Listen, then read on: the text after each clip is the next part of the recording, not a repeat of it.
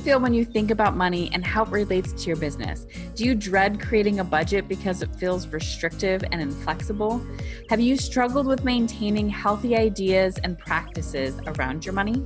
I'm guessing as a business owner and entrepreneur, you probably know a little bit about what I'm talking about.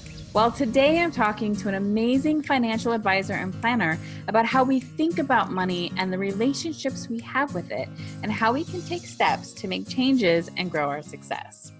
Welcome to this week's episode of the BizMagic podcast, sharing expertise and solopreneur journeys to help business owners find the magic in their businesses by being more productive, focused, and successful.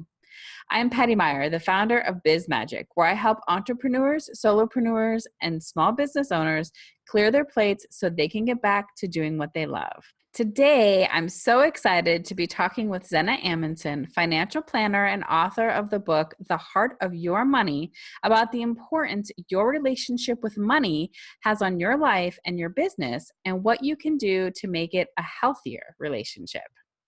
After her marriage breakdown, Zena Amundsen chose to take responsibility for her family's money and take control. She went back to university and created a career from her passion to help other women. She works in the financial planning industry as an independent certified financial planner, divorce financial analyst, and cash flow specialist, and is the founder of Women, Wine, and Health and Regina and Astra Financial Services. I am so happy and honored to have Zena joining me here today. And so without further ado, let's dive in. Well, first of all, I want to thank you so much, Zena, for joining me here for the BizMagic podcast. It's wonderful to have you. Yes, thank you for having me. I'm glad we connected. Yes, absolutely. Well, let's dive in and get down to business. Mm-hmm. So why don't you tell me a little bit about your business and kind of how you got started and how long you've been in business and just kind of what you do so that everybody can understand. Yeah, so I'm a certified financial planner and certified cash flow specialist, certified divorce financial analyst. All it really means is I've got these designations that I manage money and I help people manage money. And I started off kind of late in life. I didn't finish university till I was early 30s. Mm-hmm. And I started before that as a bookkeeper. And I think that was probably my first little sense of money, just understanding, ins and outs, figuring that out. Then out of circumstance, I had to find full-time employment. And I started off in the basement of a mutual fund company. So it's the head office, and in the basement, I was the scanner. I spent 8 hours a day in the basement scanning all the paperwork through. Ooh. And that lasted for about 2 months. So I'm starting you from the beginning to where I am today. And that was actually interesting for me because I was seeing all the paperwork. And so you get to see a financial picture. You don't get to see the person, but you get these little stories, these things that come through because it's a paperwork of investments. And on there, you have to see the net worth, or you have to see paperwork transactions. And I'm scanning it and filing it. And after a couple of months, I moved up into what they call advisor services, meaning I actually had the hands-on, being able to talk to people, and I trained in there. And it just took off from there. And I will say, and maybe you have this, there's a pivotal moment in life where you meet somebody for the right reason. And I found a mentor. And I started working there, and it was just the beginning of an amazing career, because it's somebody that actually gave you respect, they gave you time, they encouraged you for more education. So then I started taking all my designations and starting to do the financial education part of it once I finished university. And I'm in my 30s by then, and so you kind of feel like you need to fast track, right? Okay, I'm starting a little bit late, I've got kids, I need to get this going. And I was there for 10 years, and I mentored all the way up through getting these designations. And I was able to sit with him. He was in his late 60s, and he had been in business for 35 years. And so I really got to just sit back and soak it in. Yeah. And he was willing to do that and wanted to. And I learned a lot about business, but also family life. And I remember being on the phone, and he came in and he started talking to me, and I said, "Oh, sorry, I'm on the phone." And he goes, "Oh, it's okay, I'll catch you later." "No, it's okay, it's just my husband." And I'm like, "I'll call you back later." Click.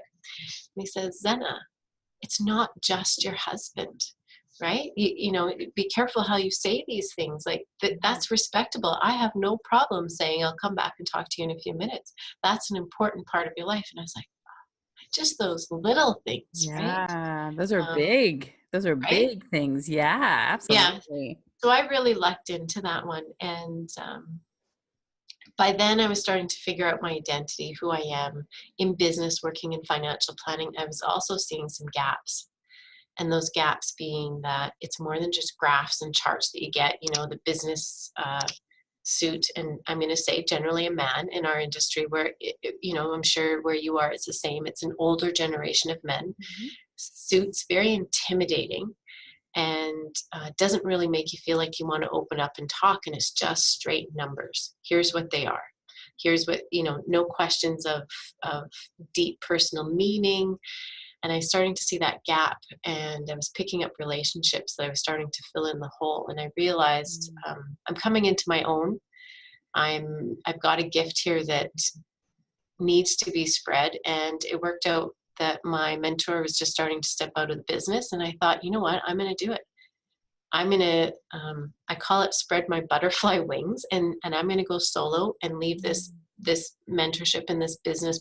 I had a small piece of a business partnership, and I thought I'm going to go on my own because I've got some dreams, and I've got, some ways to talk that I want to do this differently.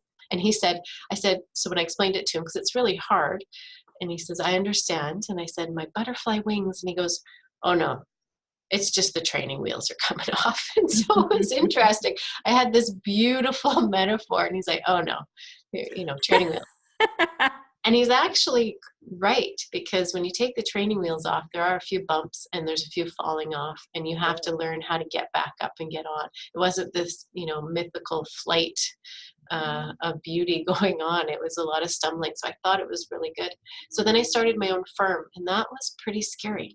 That's, jumping into an unknown, because I've always had that safety net of mentorship, and it has been phenomenal. And you sure grow up. And so I run during the day is my practice, my financial planning firm and business. And then I've written the book, and now I do these education, and the passion now is just getting out there and talking, and getting people talking more about money. Right. And so that's the second part, I guess, that's my filling my glass full part. Yeah. Right. Which is interesting because, and this is something for me that I've always been drawn to, in the sense that money is often seen as this very taboo topic in a lot of ways. And that, for me, I've not ever been that way. I'm somebody who's always like, oh, this is what I'm making right now, and this is the struggles that I'm having with that right now. Because for me, I feel that in general in life, there are too many taboos. And I think the more that we don't talk about those sorts of things and anything that's afflicting us in some way, the more nobody else gets that everybody feels alone. You know what I'm saying? And so this idea of being able to connect with other people and say, oh, this is a challenge that I'm having, and relate to somebody else is really important. And I think it sounds like that's partly what you're doing, which is a really big deal. Yeah, I think it's about letting people know you're not alone. I'm there. And I share my own personal, so we all learn through stories. Right. And so you have to be able to be somewhat vulnerable. Mm-hmm. And I think that's what the financial industry is lacking. You sit across from someone, it's very cold. It's a cold transaction, and it's not a educating transaction. It's a, here it is, here's what it is. Instead, let me tell you some stories. Let me tell you some experiences. And that's what resonates. And I think that it comes down to confidence and empowerment. If we're not talking about it, I think we're disempowered a little bit. And as soon as we talk about it, and we can bring some good knowledge and confidence, and then realize that you're not alone, all of a sudden, you stand up a little bit straighter, you feel a little bit better about it. One of the things that I know this, I'm not the first person to say this, but we truly do talk more about sex than we do about money. Right. Yeah. And even with best friends, how often do you sit down and say, hey, are you on track with your finances? How are you feeling right now? Right. Is everything going well? Did you meet your goals? Do you have, hey, what's your short-term goal? Where do you see yourself? Instead, it's, intimate details. And I would much rather share that. And we have to learn how to change that.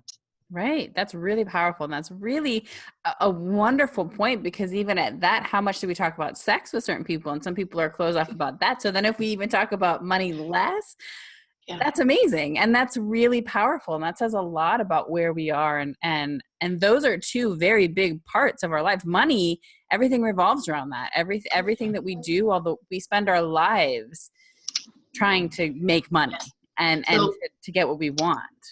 one of the things I say is that money is the longest relationship that we'll ever have our entire life. So you think about it, it's from birth and right down to that last breath that you take. It is this relationship. And for some people, it's that, big elephant in the room. It's however your relationship is. It could be healthy, but it's with you. It's longer than our marriages and friendships. And Right. so this is why it's vital. And I truly, it's massive, not only for entrepreneurs, but to reach your economic potential, we have to talk about money. It's the only way we're going to get to the next level. Right. Definitely. And so I think this leads into, you talk about the emotion of money and the relationship and the importance of relationships with money. And you wrote a book called The Heart of Money. And I'm guessing that kind of relates a lot to this message of emotions and money in that relationship. Yeah, so the book really is my own journey. It's kind of like a coming to age story. And then I get to throw in all my expert advice in there. And so it's really telling a story. And I had someone say, this reads more like a novel than a finance book. And I actually thought that was a great compliment. I agree. Yeah. Not so boring. It starts off with it, it's meant to be motivational and to let you know you're not alone, because there's other women's stories in there. I share my story. There's vulnerability in there, and it's letting you know, here's what I've learned along the way. And then maybe you can pick up some pieces. And so it's also, the book starts with me curled up on the kitchen floor in the fetal position, wondering how I was going to feed my two kids. So my husband and I, this is quite a few years ago, more than 10 years ago, my husband had left. And at that time, I was a stay-at-home mom with two young kids, two young babies. I did not finish university. I had zero financial identity. And so in that moment, it was, what am I going to do? I never worked full-time. I was completely financially dependent on this partner. And so that's when I really had to get off the kitchen floor and struggle with my relationship with money. And so that's where it began. And my personal empowerment of finance came with a serious drive. And so as I was learning and going through these things, I share them in the book, and I share the experiences of other women and what we need to ask ourselves, how we have to get empowered with money. And then, and by the way, here are some tips and tools that you can use to get there. And it's a journey that it's really about confidence, right? So. And that's really important, because I think that there are so many women specifically that can relate to that. And my mother, the same thing. I mean, she was a stay-at-home mother and all of these things. And when my parents got divorced, she had three of us that all of a sudden, and he was no longer even available really to help pay finances. So she suddenly had to go, oh my gosh, what do I do? And get a job and figure out how to work full time and budget money and raise three children. And it's a really powerful thing. And that's one of those moments where you can feel very isolated and go through this. And that's a really good example of not only learning how to develop relationship with money, but again, how to move past that taboo and how to feel not alone and create relationships with that and other people surrounding that. Exactly. And then spreading a positivity around it, because it's very easy then. Some of the things that come out of that is that, we don't have two nickels. We will never get ahead. We're so poor. We're so broke. Right. And I think that there's a mindset that we have to tackle to be able to get to the next level. And before we can work on the mechanics of the finance, like, okay, so now what do I need to do? How do I do a cash flow? Where do I invest? What, how do I structure my money? We have to go backwards and actually start from the very beginning with how our relationship with money is, so that we can move through that in a positive way. Because it's really easy to feel lack of confidence, and really we get gremlins. Oh man. And shame even, right? I mean, shame I think is a big connector with money. Yeah. And then how do we pass on? So it was really great, because your mom probably in struggling and doing all that is also trying to install a really good belief system in you, Right. and have it being positive, so that there's an end of cycle that has to happen. Right. And I think for me on that kitchen floor, and this is, I talk about it too, is our very first money memory. When I was on that kitchen floor, all of a sudden, all my memories flood back. My mom was a single mom. She was poor. We were very poor. We shopped at the Salvation Army. For a little while, we had to sleep in the kitchen with the oven open because the energy had been turned off, but our power was on. So you could turn on the stove for power and get some heat. So I grew up very, very poor. And later on, though, my mom remarried, and my stepdad provided well for us. But now there's these conflicting feelings, like I'm really poor and now I'm not poor. And it's, I never had a grasp or a handle, and no one talked about money. So lying on that kitchen floor after my husband left was like, I'm poor again. I'm back. We just worked to, we were, had an okay income. We were doing fine with me staying home. I mean, it's tight. You have to look at your money. But all of a sudden I was back there to being that kid wearing used clothes and not affording anything. So I had to deal with the mindset before I could actually move forward and become financially independent. Right. So so that there's just a whole bunch of stories in there that you can connect the dots to. And I think it's one of the things I would say is, what is your very first money memory? Right, right. And so you talk about, and you've talked about it several times now, the money mindset, and you talk about it coming from a place of scarcity or abundance. And so how do we go about figuring out what our money mindset is, and what do we do with that once we figure it out? Yeah, so the first place is to start with your very first money memory. I like the timeline idea. You think back, and the first time that the concept of money even made sense to you, or you even related something. So for example, I share mine, and my very first memory of money, because it was the concept that I understood, was when we were shopping for used clothing at the Salvation Army. Right. And I remember having to buy used shoes, and I really, really wanted those light up runners. Oh, you probably know which ones I'm talking about. Yes, Every I step do. they light up. I really, really wanted them because every other kid had them. And we had to buy the used shoes that didn't fit. And I remember how the smell, it's funny, my memory brings back the smell. And that was the first time that I actually can remember. I was about 5 years old, I think 4 or 5, of the concept, meaning that we didn't have enough money to buy those, because probably my mom said we don't have enough money. And so that was the first time I related money with scarcity. Scarcity meaning that there is not enough to go around. And so that concept, I can now have all these light bulb aha moments of, when I get into this scarcity loop, I actually have to stop and sit back and go, where is this coming from? And I have to go, oh, right, my wiring, my very first memory is of this. And so for me, it's, you don't want to know how many shoes I have. Even right now, next to my desk, I've got a pile of shoes, and there's all of a sudden I've got this shoe issue, and I'm like, what is going on here? What hole am I trying, what void am I trying to fill? Interesting. Yeah. So that's just one. And then another one here in the office is, I see it with couples, and this one kind of came by accident when I was very first starting. That's when I realized there's more to this financial planning bit, is that there was a couple in the office, and they came in and they were arguing about money, and things kind of got heated. He wanted to do this, she didn't. And I finally had to do a timeout, and I'm like, okay, well, we need to stop here, because I'm feeling a little uncomfortable, getting loud. And I said, let's take a moment here, and I want you guys to each come back and think about your first memory of money. And so she kind of had somewhat of a similar experience to mine. She says, I remember wearing used hand-me-down clothes for my sisters.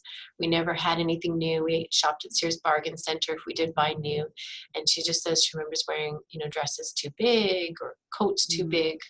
And she felt in that moment, that memory for her is that, again, she didn't feel like she had as much as the other kids. Okay, so we're relating, and I can see her husband watching her. And then I asked him, and I said, what's your first memory of money? And he says, I remember on the dresser table of my parents' change, and I would just take it all. And they kind of knew. No one told me I couldn't, but I didn't even ask. I would take it, and they knew it was gone. And I'd run down to the store and buy whatever I wanted. If it was baseball cards or, pop or chips or whatever I wanted, I just ran down to the store, and there was always change on the dresser. And I think it was an unsaid left for me. So now he's coming from a place and a memory of abundance, and she's Right. coming from scarcity. And he's wanting to take out a loan to renovate the kitchen and buy a new car all at the same time, the same year. And she's freaking out and yelling, like, we can't do that. I'm like, she was having fear. Right. After they shared that, they just looked at each other, they took each other's hands, and there were tears. And all of a sudden now there's this respect of where each other is coming from. Right. And that was a huge moment for me, that it was able to explain behaviors today, some of the fear that was going on and some of the lack of fear and that was going on. Right. So I That's think powerful. it is, isn't it? I Yeah. remember sitting there going, oh, I like, this is something. And that's where things started to evolve with this process of, okay, let's go back to our first memory of money. And usually we can come back to an idea, is it of scarcity or is it abundance? And then you can actually make these connections through your life and these dots Right. that go on. That's amazing. And I think that's really important, right, for relationships in that capacity, because now there's this idea of, and this ability to compromise and Yes. to see where somebody is coming from, but more importantly, to understand where you're coming from. And that relates so directly with your business, because a lot of times people go into business and they're afraid to make certain investments because Yes. what if they lose all of that money, or they don't succeed, or they go the opposite and they put tons of money into Right. ads that they might not necessarily have, and they overspend too much, and then they're not successful in that capacity. And so there's something really important about learning and understanding what your money mindset is for your own business as Yes. well. They're And the risk factor, right? right. And is it in overcompensated on one end or the other? We really have to do that. There's a rap song, my kids, check yourself before you wreck yourself. You need to come to that place and decide, okay, is this balanced or am I overcompensating with some of my belief systems? Right. Yeah. Right. Absolutely. Great. So so you talk about budget versus cash flow, and the idea of using the term cash flow when you're talking about your money instead of the word budget, which people tend to find and be overwhelmed by, and budget is kind of this big scary thing. And so what is the difference between cash flow and budget? So they can be one and the same. Mm-hmm. But when you hear the word budget, the first thing that comes to mind for me is diet. Right. And Mm-hmm. usually Right. diet means can't have something. And so if I Right. were to ask you, the first thing when you hear the word budget, the very first, without even thinking, the first thing that comes to mind, sometimes it's like panic, fear. Mm-hmm. Yeah. So, Lack for me. Yeah. Lack. yeah, And, oh, I can't do things. Yeah. Restrictions. right. And that's very, very common, restrictions. And so we need to frame up how we use the word. And so for me, I like to use cash flow, because cash flow is something we can control. Cash flow is the what's coming in, what's going out. And it gives that more empowered feeling of I can control cash flow.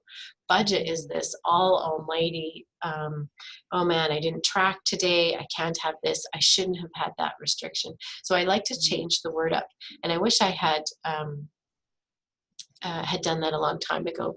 And I still, so when I read it and it says budget, I understand what they mean. It's cash flow. But when I talk about it, I never use that word because it just feels so negative for me. Right. Cash flow, quantifying, qualifying what's coming in and out. Unfortunately, it is the hardest thing for people to do. And it doesn't matter how much money you make. It doesn't matter if you're a multimillionaire. It doesn't matter. It is the hardest thing to confront.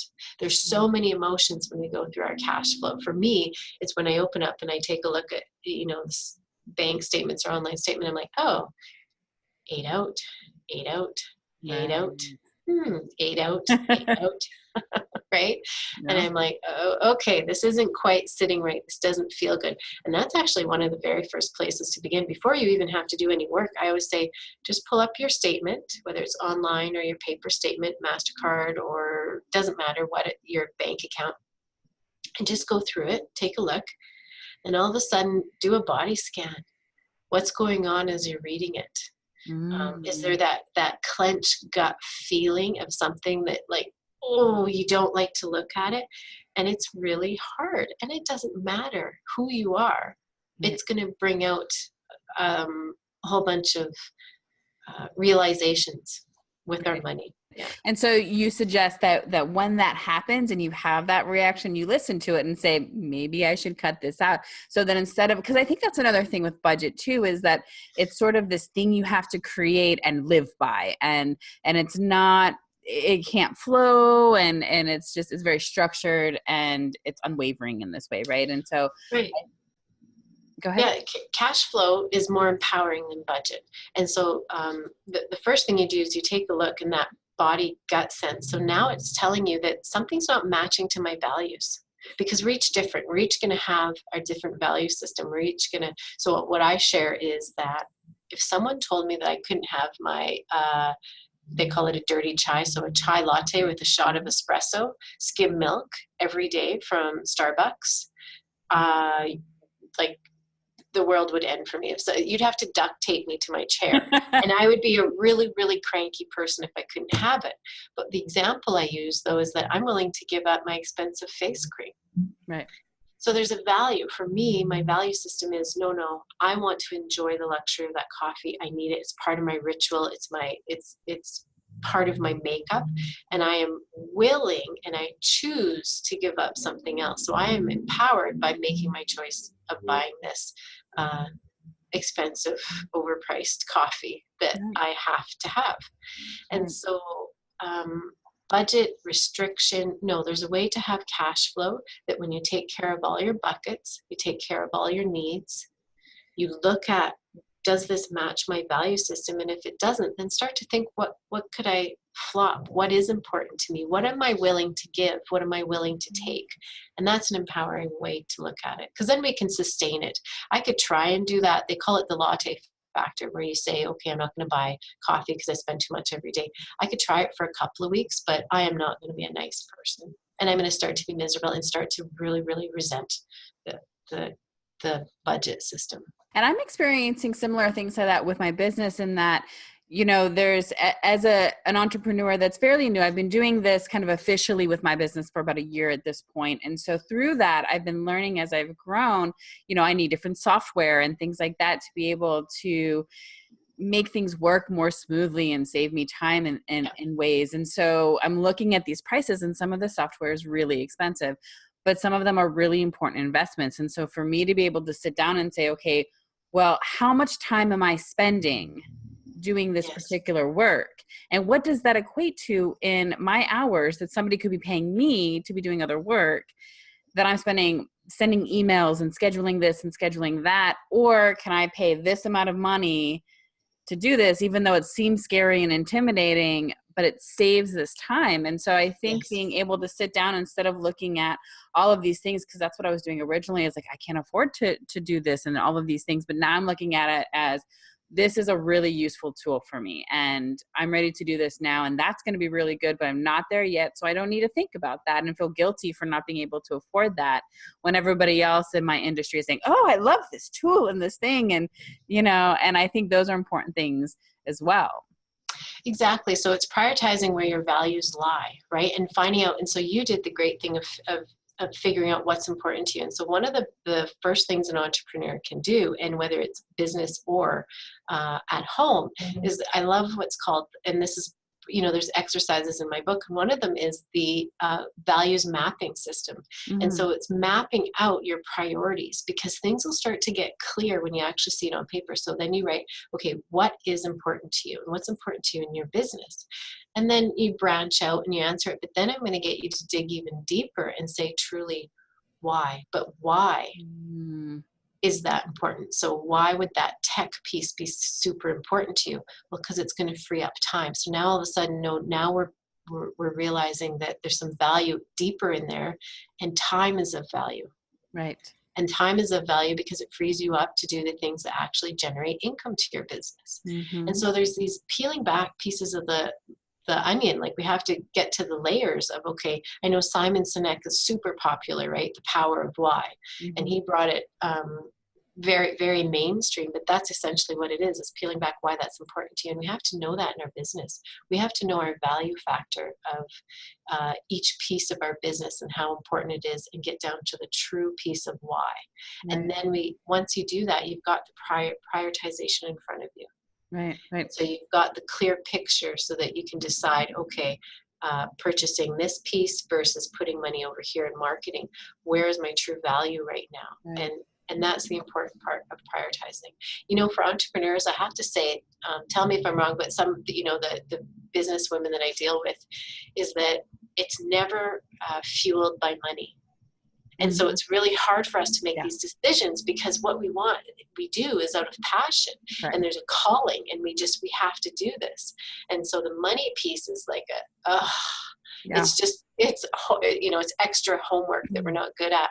And that's why driving into the values and doing a value map system and a mission statement, really truly gives you a clear picture, and it'll help with decision making. Everybody that I'm working with, all of my clients, they're all entrepreneurs, they're all solopreneurs. And with the exception of 2, they're all women. And I love working with women because I connect with them really well. And every entrepreneur that I work with, it's a passion. It's a passion project, and it's gone beyond a passion project to their work and their business. But yeah, there is this financial aspect. And I think that's what makes it hard for people to deal with and understand, is because I have no background in finance, and I've had no interest in it. And the thought of all of that makes me want to run for the hills. So knowing that that is a key part of my business and making my business run smoothly is something that, I have to come to terms with and create a relationship with. And that's where this is really important. And so you talk about kind of, there's actions to take for business owners to move towards financial wellness. And so I think there are 5 action steps. Is that right? Or how many action steps are there? Well, there's 4.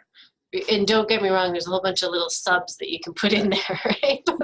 but we'll keep it down to 4. I know a magic number is 3 and 5. I don't know if that's true when it comes to business and marketing. Odd numbers, 10s in general, that's kind of the goal, is odd numbers for whatever reason. Yeah. So I'm going against the flow here, and I've got 4.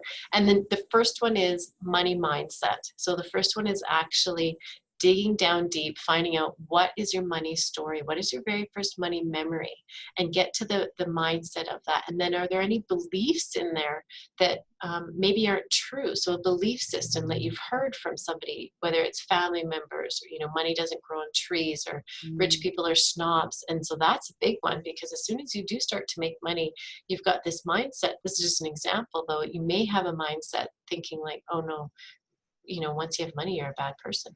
Right? You're greedy, you're capitalist, you name it. My mom's a hippie, and I'm in the finance world. So there's this split personality I've got going on, right? Mm-hmm. And so there's a belief system that we have to work through. And I'm thinking of a woman that I've met, and her belief system was of rich people are evil people. It's the end of the world. There's bad things happen with people that have money. And so as she came into her own and she started to make considerable amount of money, she couldn't keep it. It was burning, right? It's like as soon as she saw it was in her pocket, it was like, I need to get rid of it. And so it spiraled out of control, and she became in debt. But there's an example of a belief system. So as an entrepreneur, as a business person, I think we need to do the homework and know where you're coming from, so that you can do the check yourself before you wreck yourself moment when you're making decisions. So that's the first one, and that's really about knowing the value system and why money is truly important to you, and mapping that out. So that's a little bit of the homework. The next one is that prioritizing. So actually putting on paper and drawing on a map. And that might change over time, because as you reach one priority or goal, you have to reassess. But it's really prioritizing it and doing a mind map. Just plotting it out on a piece of paper, and then doing another branch that's like, okay, but why is this truly important to me? And asking and digging a little bit deeper. The next one, that because we are passionate about our business, we might ignore this part, like we talked about, and that's tracking. That's actually quantifying and qualifying our cash flow and addressing it. And so that's taking a look at what's coming in and what's going out, and actually spending time to nurture that and bringing awareness to it regularly. So for me, it's once or twice a month on a Saturday morning. I sit down for the business portion, and I actually quantify and qualify and pull up things, and I track it. I fill out a little mini spreadsheet. It's not like a serious oogly moogly spreadsheet. It's just really a, how am I doing here? Right. Because then we can make really good informed decisions in our business. Right. Because otherwise we're winging it. We're just Right. like, oh, I think I have enough. I really, really hope I have enough. And we've But all you don't been want to there. look because you don't want to find out that you don't have enough and no. Right. Yeah. Right. And I will say, this is the hardest part. The hardest part is quantifying and qualifying where you're at and measuring it. We have to measure to know where we're going. In business, we have to measure, from 1 year to the next, how have we done? So this is no different. And it is the hardest one. But once you get through the pain of it, there's a power in it. Right. And it gets less and less hard, and it becomes a great habit. So I do think scheduling regular quiet time alone, and then knowing that you're going to have some emotions in there after, before, during, and recognizing it and honoring that. And so for myself, I know that an hour after, because I'm a schedule freak. So that Saturday morning, after I do that kind of, cash flow tracking, I plan to go for either a walk around the park, or I take some alone time so that I can decompress a little bit, so I'm not running into the house after with the kids and I'm being really cranky with them. And so Wow. I honor that, knowing that, okay, whatever emotions are going to be, I'm going to go through that. And then the next one is finding your tribe. Finding that community. And this one flows into everyday all steps, because that's where we need to really feed ourselves, right? And you're going to find that support, especially as entrepreneurs on your own. You're going to already feel completely alone. Even if you have a partner or spouse, you're still going to feel like, no, the weight of this business that I'm doing is completely on me. Right. Yes, you're my partner, but no, I'm the one over here doing all the work. And so you really have to find a community, and they're going to be able to support you so that when you feel stressed, you have somewhere to reach out. They're also going to be able to celebrate the wins with you, and they're going to be the people that you can talk to about money. Right. And it's not necessarily like going, oh, here's my bank statement and divulging all our skeletons. It's just going to be, am I on track? Aren't I? I really had these emotions this month, or, I was really going through this down period or this positive feeling. It's just being able to talk about it. And even signing up for newsletters and joining communities and groups like yours and your podcast. It's just feeding ourselves. So we can read books, and knowledge is power, and we can get that from anywhere, but we really do need a group. And part of why I wrote the book too was that sometimes it's scary to go out there and connect either in person, or it's hard to find someone.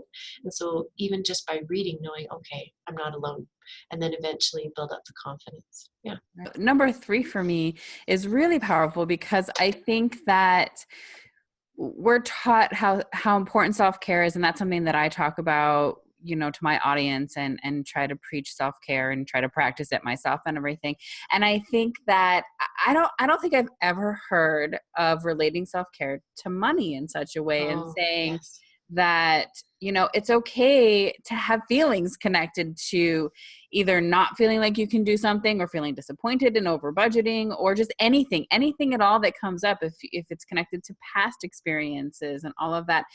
And not only that it's okay, but to create space for that. That is a really important lesson and message to share, I think. And I agree with finding a tribe. And for me, when I've joined 2 recently big Facebook groups that are in alignment with the work that I'm doing, that I can go on there, and there are tons of people asking the same questions as I am, and feeling all of these different emotions of running a business, and feeling way less alone, and knowing that I can ask any question in these groups and not feel stupid.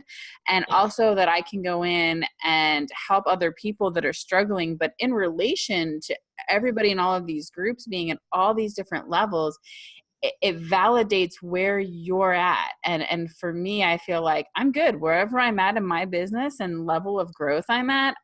I have this amazing group of people that I can learn from and I can share my expertise with. And I know that I'm on track for whatever my business is, because that's the thing with all of this. I think at the end of the day is that we're each on our own path financially in our business, and we're all not all going to be in the same places at the same time, nor do we all want to be in the same places at the same time. And so I think understanding that and kind of getting rid of that keeping up with the Joneses Yes. perspective is really important. Yeah, the competition, right? We put ourselves in it. What it turns into is the gremlins and comparisons in our head.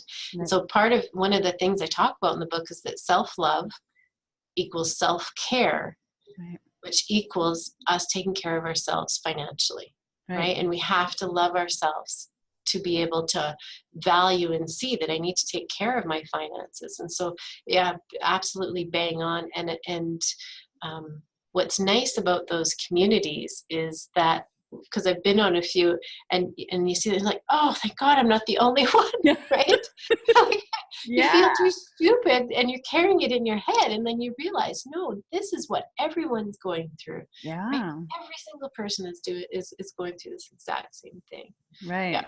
Yeah. Yeah. It's one of my favorite comparisons to think of, that, as we get older, we think, oh, we become adults and we just know everything. And that's not real. The reality is I always feel like we're big kids running around going, what do I do now?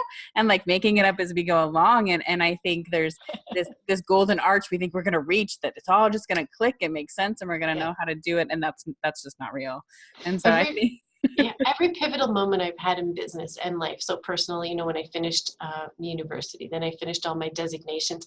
It was like I was standing there, and even when I, opened up business on my own. So, I had moved everything, and we had our own space and office and employees.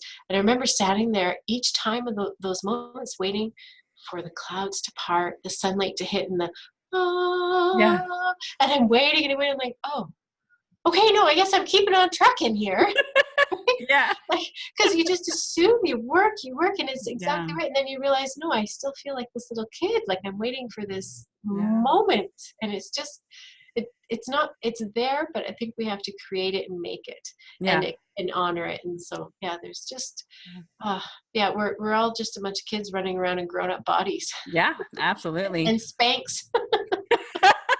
Yeah.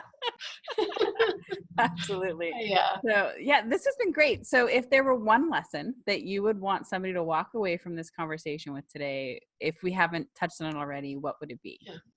Knowledge is power. And so being able to educate ourselves, whether that's hands-on, right, doing the work, kind of the things we talked about, asking the questions, reading books, asking for help, which is those communities, finding your tribe. It's just really the big takeaway that knowledge is power, because it's going to give us the confidence to make all those decisions that we need. And it's so important with money and finance, is that we have to have confidence. And how do we do that? Knowledge. Right. I always use that, and it's maybe not appropriate, maybe not, but it's that idea that men never ask for directions. Mm-hmm. So you keep getting lost. Whereas, women generally, and so this is a stereotype that isn't exactly true, but it's one that we've heard before, and women will stop and ask for directions. Right. And so knowledge is power. It means that we know we need to ask questions. We know that we need to find out more information, and that's the key to success in business. Wonderful. So let's ask some fun questions now. And the first question, and this is really just to kind of let the audience get to know you and get a good feel for you. And it's always kind of fun. So what is your favorite hobby? So this is where we can talk. You'll need a whole new podcast episode about being, this mythical balance in life. And I think my hobby is my passion, which is educating on finance. And I know that sounds strange, but I have my business, my day business. Mm-hmm. And then the passion project is this. And so this is a strange hobby. And it made me think that I need to maybe find another hobby too, just to balance out. So it's really this. It's because I'm connecting with other people. And that idea of balance in work and life, I do think mine is combined. And I just make sure that I feed the soul, which is essentially what a hobby is. And it's by meeting new people and then chatting and educating. So I am thinking about taking up knitting. Ooh. I really am. Yeah. So that's going to be my next, I think. That's great. I crochet, so I love that sort of thing. I always hear that people either crochet or they knit. There are people that do both, but Yeah. I've always heard that it's hard to kind of do the crossover, and it's one or the other. And I tried knitting, and I was like, I can't quite get my head around that. But crocheting, I can do that up a storm. Makes sense. It's almost meditative. You know, I am still learning, so I can see where if you can zone out while you do it and you just kind of get into the zone. If you do both, you might end up having half crocheted, half knitted. Yeah. Right. Yeah, exactly. And I think as far as the hobby goes, I think that, I mean, isn't that ideal? Is that the work you're doing is something that you love? I mean, that's kind of an accomplishment to be at a point where you're doing something that feels like a hobby, but it's something that you love. And I think if you love what you do, then that work-life balance comes a bit more naturally than if you're going off to a job every day that you don't love, which is kind of a point of us being here and talking about this stuff. Exactly. And it's like, you know, it's everyone I talk to, like you and I, you'd be coming to my kitchen and we'd be having coffee, and it would be, you know, joining that business / hobby and passion all in one. I do think when we start talking about, you know, the balance between home life and business life as entrepreneurs, I strongly think it has to be together and part of our value system, who we want to be around with. And it kind of blends into one. Yeah. Yeah, absolutely. Great answer. So the next question is, when you were a kid, what did you want to be when you grew up? Oh my gosh, I'll tell you. And then I want to hear what yours is. Mine was a bus driver, and it's because my mom was a single mom. So we didn't have a car. We took the bus everywhere. And at the time, I never thought about it was because we didn't have enough money. I didn't think about the why we took the bus. It was just this amazing experience. And so I remember wanting to be a bus driver and thinking that was the coolest thing ever. That's great. What about you? I wanted to be a teacher growing up. So this So is fitting, right? it is. Okay. So what book has inspired you the most in either your personal or both your personal life and your business life? This one molds into both. And I actually had to think about it for a quick second, because it wasn't my, you know, I'd never been really asked about that, because it's always a handful of a whole bunch. And it's called The Big Leap, and it's by Gay Hendricks. It's Gay or Gail? Gay Hendricks. And it's about conquering the inner fears and how we put up roadblocks. And what I remember, because it's been a little while since I read it, but I always refer to it, is that right before we hit our genius, you know, we're doing good, we're swimming with the current, but there's always that next level. We seem to put these roadblocks in front of us. And by reading that book, I started to notice when I was doing that, whether it was in relationships, like things are going really well, my husband and I are getting along really well, nothing's stressed, and then all of a sudden something I'll be questioning, like, oh, like our relationship, or I'll throw in there like kind of being mad at him for something, and then I'll think about it and I'll be like, okay, what is actually going on here? What roadblocks? Because I'm throwing in a roadblock because things are going well, or same in before the next genius level, or just before I'm getting through a breakthrough of some kind, or I'm just about there, I'll throw in a roadblock, and it'll be something, and it's recognizing. And that book was, I loved it. It's such an easy, quick read that I could relate to. Somebody recently mentioned that book to me, actually. So this is the second time, and I think probably about a week or two I've heard that book. So I definitely need to check that out at this point, because that's great. I had never heard of it before, and now I've heard about it twice in 2 weeks. So I believe in that. It's a good one. Go for it. Wonderful. Great. And my last fun question is, if you could live anywhere in the world and money was no object, where would you live? So, of course, I think, well, it depends. Where's my family, right? I have 2 daughters that are 21 and 19. I'm like, wherever they are, I'll just take a sleeping bag and we'll bunk with them. And then I'm like, oh, no, they probably don't want me living with them, or, you know, bunking with them. I think this morning I woke up to snow. We're still in the late fall. It's really cold. And I'm like, somewhere warmer. It has to be outdoors. So for me, it's centered around family, community. As long as I've got a community, just a little bit warmer, and the Oregon coast for me, because you get the seasons, and I have to be out. I'm inspired by outdoors, right? Hiking, trees, nature, ocean. And so Oregon coast is my bucket. That's great. Yeah. Yeah. I lived in California for most of my life in San Francisco. So I've been in Oregon many times. It's so beautiful there. Yeah. It's so incredible. And I agree with the outdoors where I'm living now. That's one of the biggest disconnects for me is I miss having nature and trees. It's really difficult for me. So ultimately I want to be somewhere closer. But yeah, I imagine the snow where you're at gets pretty tough. You don't want to know what we do in the winter here in Canada where I am. Yeah, that's hard. Thank you so much, Zena. This has been great. If somebody wants to buy a copy of your book or work with you directly, how can they do so? So the book's at Chapters Indigo Online or Amazon, and it is US Amazon available. I'm in Canada, but there's US, UK is popular. I think it's because my husband's last name is Norwegian, and so Norway's been selling copies, but I don't know anybody there, but they must like our name. Hey, it's all over great. And then there's also my website, and I'm sure you've got a link in there, but it's zenaamundsen.ca, and in there I do have a couple of free challenges. There's a free 5-day money challenge, and then I've got a new one coming out, and it's the holiday savings challenge. I know, already thinking about the Christmas, but and that one's in there too. And then I've got an e-course that really just takes you through all the steps that we went through, a 6-module e-course too. Wonderful. Well, thank you so much, Zena. I really appreciate you taking the time to talk to me today, and this has been wonderful. Yes, thank you, Patty. Yes, definitely. That was such an amazing and wonderful conversation. I learned a lot about money and my relationship with it and how to consider going forward to make my business more successful.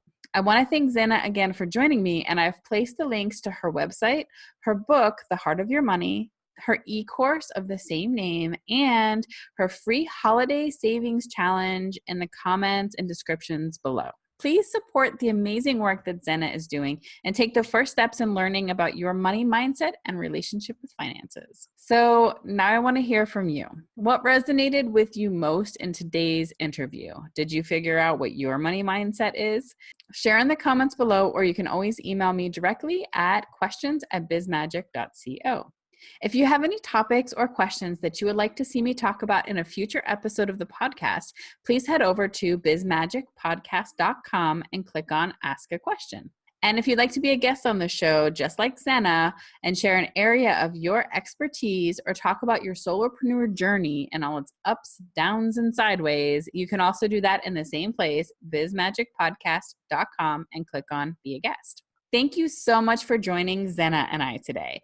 I hope that this information resonated with you and you're walking away with a new way to look at finances in your personal life and in your business. If you like what you saw here today, please like, share, comment, and subscribe.